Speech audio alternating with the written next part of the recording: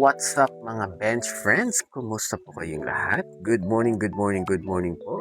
At anong oras man dyan na napanood yung video na to. Pero sa oras na to mga kache, it's morning and kagising ko lang dyan. Galing pa sa pagod na trabaho. I am now driving now, going to the gym mga bench friends.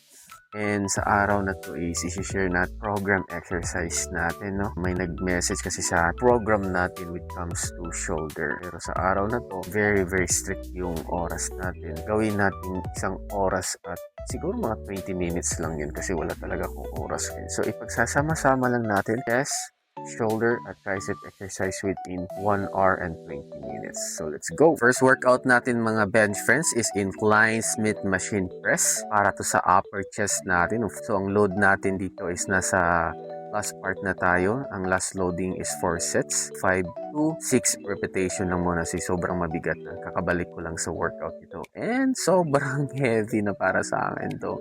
So it's like 2 to 3 weeks na yata hindi ako nakapagbuhat ng sobrang bigat. So para sa upper chest, ito yung nagpapaganda ng hulma ng dibdib.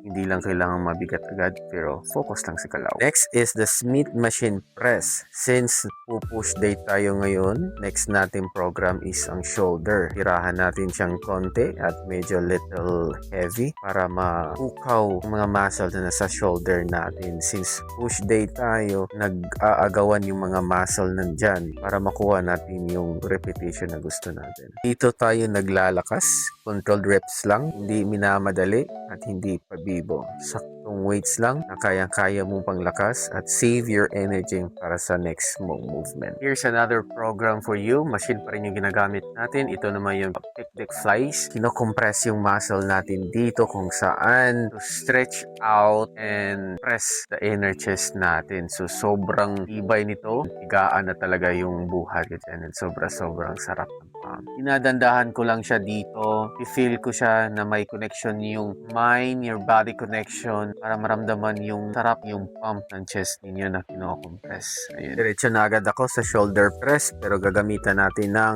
isolation shoulder press machine. Hindi na ako nagda-dumbbell para sa shoulder press ko kasi pare-pareho lang itong mga machine na to. Either mag-fly weights ka or maggamit ka ng machine. Pero this time, kahit mag-load ka ng mabigat, okay lang kasi nakagamit ka ng machine. Ito pa yung second set ko and dinadagdagan ko pa sa panibagong set. And I have 4 sets pa rin hanggang 12 yan. So piga na daw talaga yung muscle ko dyan for my shoulder. So isolation yan. Kanina nag-compound and ngayon naman yung isolation. After sa chest, lipat naman tayo sa balikat. Ito tayo sa dumbbell lateral raise. Hindi kailangan mabigat guys. Importante, tama ang form para sa lapad ng balikat. Of course, ginamitan ko lang siya ng bigat ng dumbbell na siguro sa 10 kilos lang yan para yung form ko hindi masyadong nagsiswing at andyan pa rin yung form natin.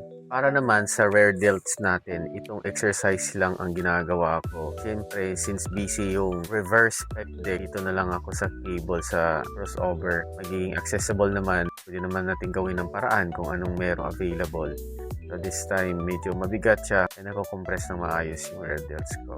So, solid na solid pa rin yung pump kahit paano. At syempre, tatapusin natin sa tricep. Kasi pag malakas ang tricep mo, mas buo tingnan yung braso. At mas solid ang push workout. Push workout kasi natatamaan din yung tricep natin. Sobrang minimal.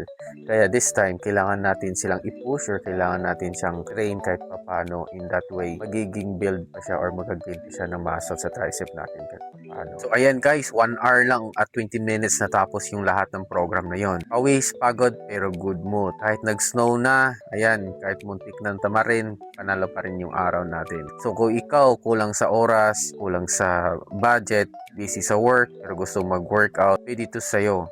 Hindi mo kailangan maging perfect, kailangan mo lang magsimula. Alright? So stay motivated, let's keep grind, stay focused, Bench Fitness Gym.